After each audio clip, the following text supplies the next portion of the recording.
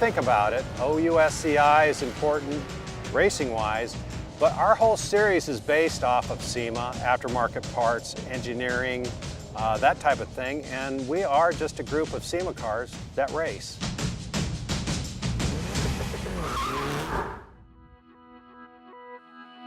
You know, from the time that automobiles really first came out into the public realm, people really have been fascinated with them. It's, in my opinion, a range of different things. I think first and foremost, automobiles represent freedom. They expand the opportunity for us to get out there and move around, see the world, do the things that we want to do. And the second, I think, important sensation is the sensation of motion and performance. People love to drive, and the folks who are enthusiasts in the SEMA world really enjoy the experience of driving. They enjoy what the vehicle can do, and I think our industry creates all these innovative products to help them enjoy that even more.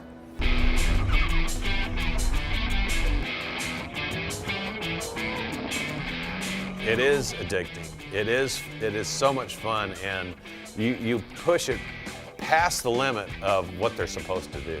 To some people, cars are just transportation. It's not a hobby. It's something you use to get to point A to point B, and then there's people like us that cars are kind of our life and our passion and our fun. I mean, a street tire only has so much grip, and when you cross that line and bring it back without crashing, you know, that gives you the smile on your face. It's a passion for the speed. It's a passion for taking something, developing it into what you think is the ultimate car. Yeah, you know, bottom line is that this competition is fun, it's pressure-packed, but we just get to drive the car, and we get to drive the heck out of it. You get to really wring the most out of it. And this car is one of the most fun cars that I've ever had to drive, including the Camaro. What's the old saying, you know, get your kid into a car hobby, you'll never be able to afford drugs.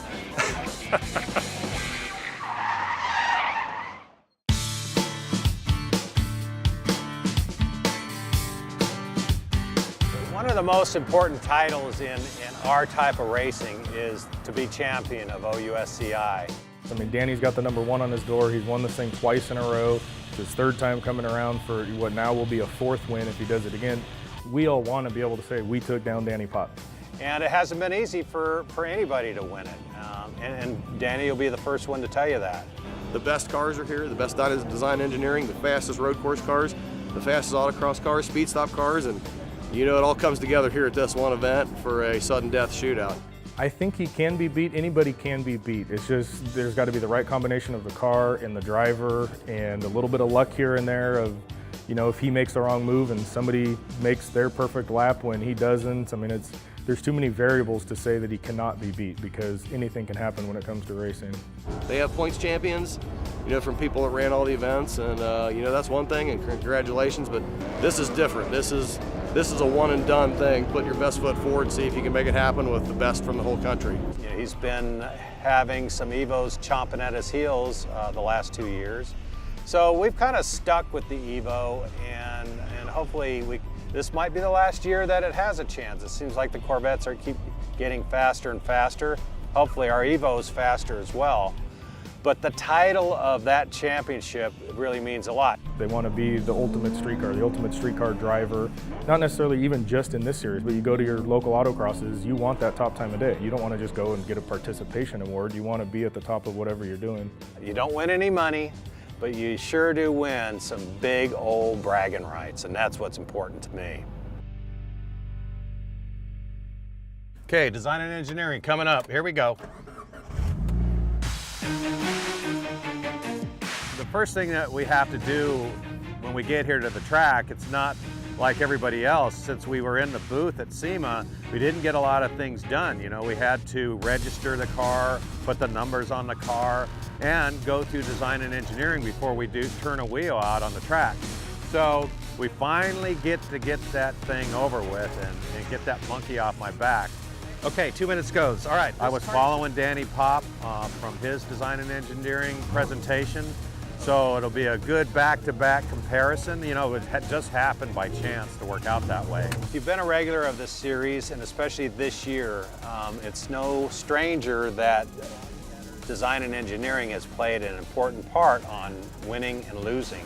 Put the carpet back in because it didn't come from the factory that way. We relocated the Optima battery back here for weight distribution. Ceramic wheel bearings, $2,000 a piece. That's the only thing that will live on this car and it'll handle the heat.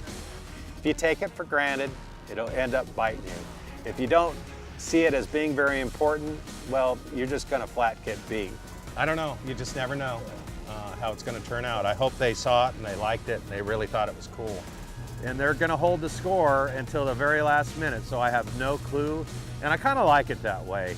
You know, I would really like to know the results, but bottom line is, why get ticked off at a bad result early on in the weekend? Might as well not know and just run your hardest and do your best and see how the cards play out in the end. We know that we will not be the fastest car on Sunday out on the road course. So our goal is to be very, very close on Saturday, if not leading on Saturday. Getting ready to go out on the track, and I feel pretty good about things. You know, I've driven this car on the street down to SEMA and back, and got it out here at the track, and the motor feels really strong, feels really good. The handling feels really good, and you know what? The brakes feel great too. So I think I have a pretty good shot here, but we'll find out. The speed stop here is kind of like going down a water slide at like a raging water.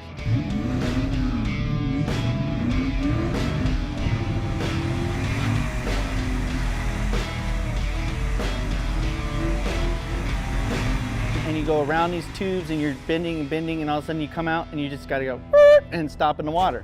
We ran this here in April, and the only difference between that track then and this track now is that the stop box was a little further down the track and a little bit up on the banking, so it was a little narrower making it to the box. My first run I took off, had a good launch, and the launch control on this Evo is just amazing, and it really comes off the line hard. And I carried a lot of speed going through the first two turns on the oval, and carried a lot of speed to that start-finish line. And I hit my brakes, and it was obvious I was going way too fast and was not going to make it. And we're all out here making 6, 7, some 8, 900 horsepower. We're trying to get the biggest, stickiest 200 treadwear tire we can out of the car and get the thing to hook. And it's a fine line between spinning the tires, bogging the car, and breaking stuff every time you go out there. And it does look easy, but it's not. It's technical. You got to launch, you got to be able to turn. There's normally a shift or two involved. And then you got to come from 60, 70, 80 miles an hour sliding into a two-car garage without hitting anything. And it is one of the more fun events, and there's not a whole lot of places you can go practice it because nobody else does it. You know, I was pretty confident if I just backed up my brake mark a little bit, I'd be in the hunt, and I knew we were going to be fast. I feel pretty confident, even though we DQ'd the first run. I know what to do to get it in the box, and we'll go from there. We're trying to get every single thing out of the launch, the U-turn, the slalom, and then the braking. And yeah, if you're not consistent on each line, or you go over a spot in the pavement that's slippery, or you change from one surface to another, or to paint or something like that, any of that kind of stuff can affect the car. And when you're literally trying to stop 6 inches before the end of the box, any little change in any of that can affect the run for sure. The track surface seemed to be slow, or slow meaning is loose. It's making your car get sideways. I was watching it from the top so I could see how the car came out, and when it got sideways, you had full control. Just a little bit of pucker coming out that Yeah, well, I'm going, okay, come on, let's wait to bite. I'm going, wait, all-wheel drive car, and he's crossed up like this. It's a hazard style. That looked cool. And it was a fast time. So I got a little sideways there, had to get out of the throttle, but at least we got a good safe one in the box for second overall, which is what this is all about, to the Porsche. I got a good 3-4 tenths left in this car. I got 2 more runs to get it in. Let's do it. I had JJ tighten the car up on us and made the car better, and we were able to stick a good time in there to take the lead, and the last run of the day was the quickest time of the day. This place last year required some stones, I can tell you that. There's concrete walls here. It really emphasizes good straight line speed to get up into the banking, and then who can come off the banking the hardest. Utilizing, putting the most power down, and You know, the squiggle into the braking zone here makes cars with ABS sometimes unhappy and sometimes good. I mean, you're not going to flat spot tires, but the ABS gets upset when you wiggle the car. So it'll be interesting to see. We haven't made a run yet. Danny's smart. We waited too. There's plenty of time to get 4 runs in. It's not going to, you know, they're 13-second runs. So you kind of wait for the group to get their runs in, and then all of a sudden they go away, and then it comes down to the last 20 minutes of the session, and there's only a handful of us left to fight for the title. So that's pretty cool. You know, you're able to make a run, and your brakes are still warm, and your tires are still warm, and you can make another one. So it gives you a little bit of an advantage. Everybody thinks that he just goes out and is balls to the wall and, you know, let it all hang out. But, you know, knowing him, I saw his first lap, and it was kind of conservative. He was feeling the track out, and he stuck it in there, and he ran a really good time. So, you know, it's like, well, this is going to be a dogfight as usual down to the end. You know, the first run was a 13.6, and, you know, I'm like, that's good. We're in there. And, you know, I made a couple other stops. Felt like they were conservative stops, but I was carrying that much more speed coming off the bank because we were pushing that more. You know, couldn't get it woed down. The splitter tagged the cones. You know, we were 6 to 8 inches deep on 2 stops, one of which would have won the event.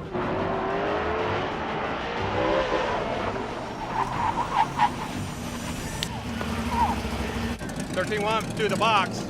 I don't need to beat Ken. I just need to be second to him right now. Oh, Danny's just Mr. Clutch. That's just who he is. We swung for the fences twice there. I didn't think I swung that hard that time, but didn't get it stopped. And we're close.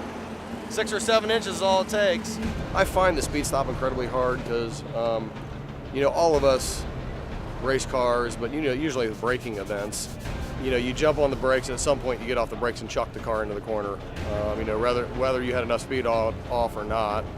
And the speed stop is no, you come to a grinding halt and you have to do it in basically a parking spot in your garage. He had one more shot at it, had to beat me by a 1/10 or 2, you know, and for him, that's a piece of cake. You want to be perfect everywhere. I mean, the competition level's so high, you want to have really good runs everywhere. He's got awesome machinery behind him. He's got the Lingenfelter engine. He's got his car. He's a wizard at setting the car up. And as everybody else calls him, he's an alien behind the wheel. Get right here and you can get the time right as he's standing there. You know he's going to do it. Okay, here we go. This is it. Green flag. Good start.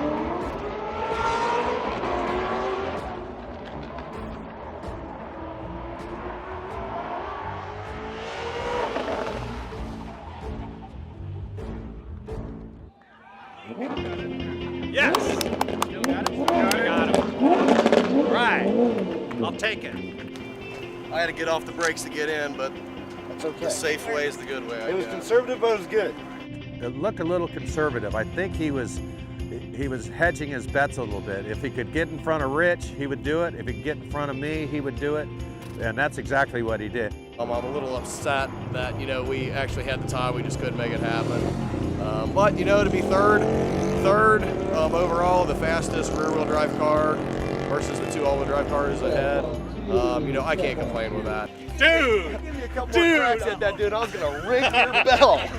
Nice job. It was kind of like, you know, the World Series when, you know, you're ahead by 1 run and the winning run is up at the plate and he hits it deep into center field and you hold your breath hoping that somebody can run under the ball and catch it. You had me sweating bullets. It's like he's going to do the Danny Popp thing, I know. Threw the darts at the dartboard, and we had to be a little conservative on the last run because we had 2 DNFs. And, you know, I think we're a second-place car so far over here, and I think that's reasonable. I mean, I think we can work with that. So we'll have to see. You know, there's 2 more performance events, and whatever happened in the design and engineering, we'll just have to see. It's nice to be able to say that I can run in that kind of company.